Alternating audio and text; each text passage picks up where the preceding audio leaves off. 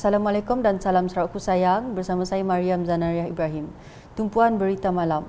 Festival Muzik Hutan Hujan Sedunia RWMF kembali dianjurkan tahun ini secara hybrid bermula dari 17 hingga 19 Jun depan. Menurut Menteri Pelancongan Industri Kreatif dan Seni Persembahan Datuk Seri Abdul Karim Rahman Hamzah, edisi kali ini sangat istimewa sebagai meraikan ulang tahun ke-25 penganjuran RWMF sejak ia mula diperkenalkan pada 1998. Today, with great honor and pride, I'm happy to announce that the most awaited international music festival in Malaysia, that is the Rainforest World Music Festival, or in short RWMF, is back. And this time, it's a very special one as we celebrate the festival's 25th legendary Rainforest celebration. Datuk Seri Abdul Karim berucap demikian semasa majlis pelancaran RWMF 2022 di Muzium Budaya Borneo di Kuching pada Rabu.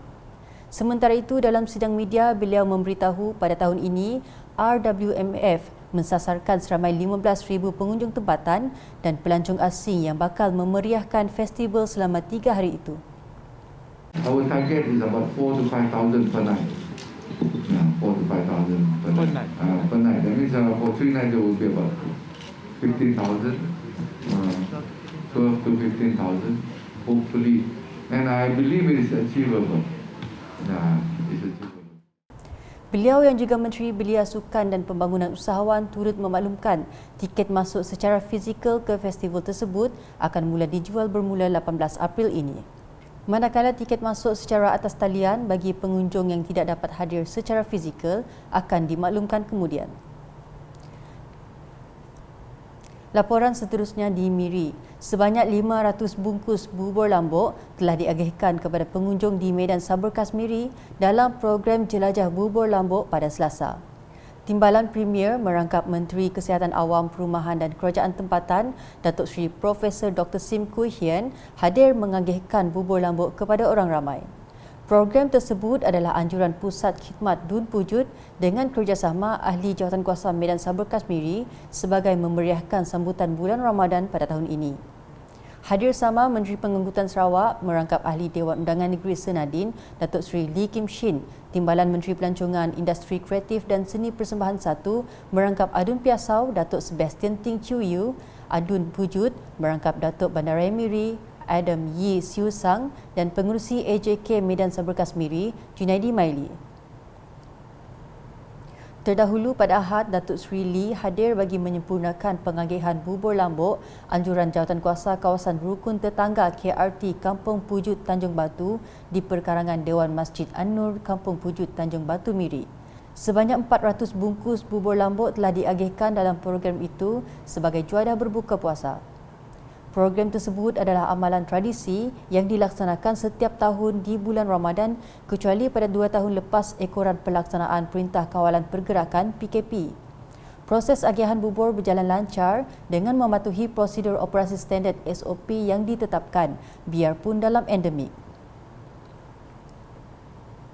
Manakala di Sadong Jaya, projek pembesaran jalan masuk ke Kampung Semerak kini sudah siap sepenuhnya dan dapat digunakan menjelang Hari Raya kelak.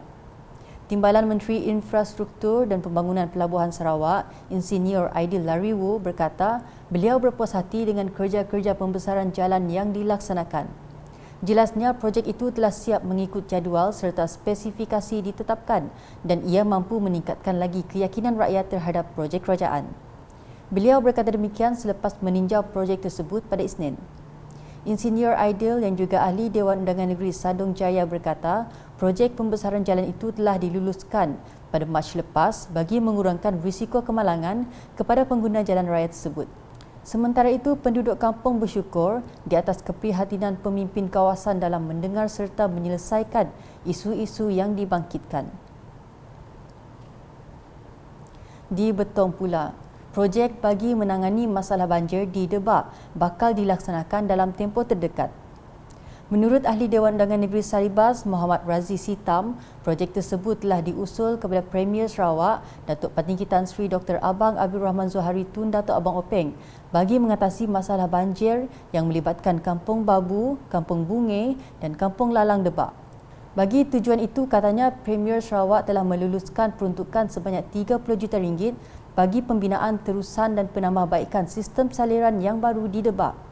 Beliau yang juga Timbalan Menteri Pembangunan Wanita, Kanak-kanak dan Kesejahteraan Masyarakat 2 menambah tempoh pelaksanaan projek ialah selama 18 bulan bermula Mac 2022 sehingga September 2023. Sehubungan itu, Muhammad Razi meminta agar projek ini dibina mengikut prosedur operasi standard SOP bagi mengelakkan berlakunya masalah yang lain.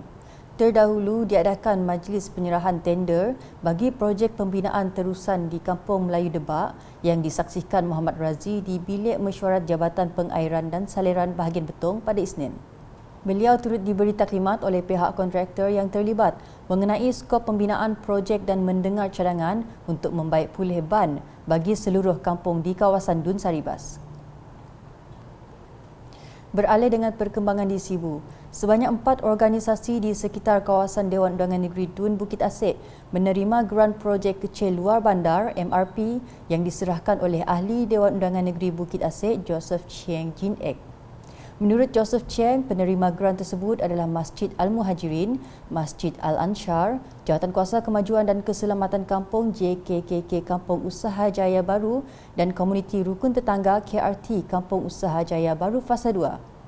Katanya geran itu diserahkan awal bagi membolehkan organisasi tersebut mengenal pasti dan membantu golongan yang kurang bernasib baik meraihkan sambutan Hari Raya Aidilfitri nanti. MRP grant presentation to two masjid at the Sentosa here.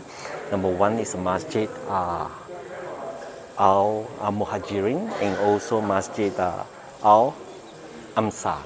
All right, and then also together with two NGO, the JKKK Kampung Usaha Jaya and also KRT Kampung Usaha Jaya. Because this is a fasting month, it's a holy month for our Muslim friends. So they would like to give the government grant to them so that they will be able to identify and then to able to assist especially of those the poorer Muslim friends, so that together they we can celebrate our Hari Raya Aidilfitri together, so that they can go and identify the underprivileged families. Beliau menjelas demikian kepada media selepas menyerahkan geran tersebut di Masjid Al-Muhajirin, Kampung Usaha Jaya Baru Sibu pada Selasa. Masjid Al-Muhajirin menerima geran sebanyak RM5,000, manakala Masjid Al-Anshar, JKKK Kampung Usaha Jaya Baru dan KRT Kampung Usaha Jaya Baru Fasa 2 masing-masing menerima sebanyak RM3,000. Selanjutnya, penduduk di Kabong khususnya di Kampung Emplam yang mempunyai kemahiran membuat kuih, produk hasil pertanian atau sebarang idea yang boleh menjana pendapatan disarankan agar berjumpa dengan pihak bahagian perkhidmatan Lembaga Pemasaran Pertanian Persekutuan FAMA untuk mendapatkan maklumat yang boleh membantu mereka. Dalam hal ini, Ahli Dewan Undangan Negeri Kabong Muhammad Chi Kadir menyambut baik pemilihan Kampung Emplam Kabong oleh pihak FAMA kerana ia sekaligus membantu mempromosikan kawasan Kabong sebagai tumpuan pengunjung mendapatkan hasil tani yang segar, berpatutan dan berkualiti. Beliau berucap demikian semasa program Jelajah Ramadan FAMA Sarawak 2022 dan majlis berbuka puasa di Dewan SK Kampung Emplam Kabong pada Selasa. Antara pengisian program kerjasama strategik FAMA dan Bank Rakyat itu adalah perjanjian jual-beli FA peserta ladang kontrak yang melibatkan 20 petani yang mengusahakan tanaman pisang tanduk. Turut diselitkan ialah penganggihan bubur lambuk, iftar Ramadan, solat maghrib dan isyak berjemaah, solat sunat tarawih dan penyampaian sumbangan kepada 17 asnaf daripada pihak FAMA dan Bank Rakyat. Sekian edisi malam bersama saya Mariam Zanaria. Berita lebih lanjut boleh didapati di semua platform media sosial UKAS, termasuk portal UKAS Sarawak dan gov.my dan UKAS channel di YouTube. Salam UKAS.